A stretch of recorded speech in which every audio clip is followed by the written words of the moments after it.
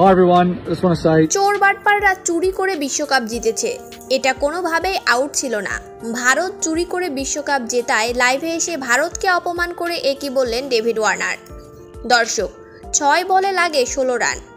Long অফে Hardik পান্ডিয়ার ফুটলস বল উড়িয়ে মারলেন David Miller, কিন্তু সেটা সীমানার কাছ থেকে তালুবন্দি করেন সূর্যকুমার যাদব।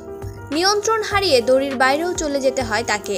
এ সময়টায় শূন্যে বল উঠছিল, পরে সেটি আবার ধরেন সূর্যকুমার। টিভি রিভিউ দেখে আউট দেন আম্পায়ার। মিলার আউট হলে পরের 5 বলে আর 8 রান করতে সক্ষম হয় দক্ষিণ আফ্রিকা।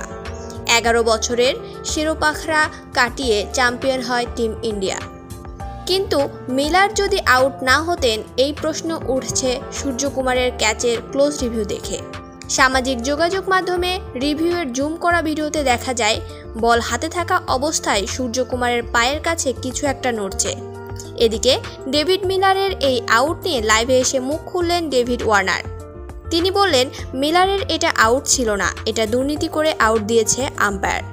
বিশেষ করে আরও ভালোভাবে পরীক্ষা নিরীক্ষা করা দরকার ছিল, কিন্তু সেটা করলো না আম্পায়াররা।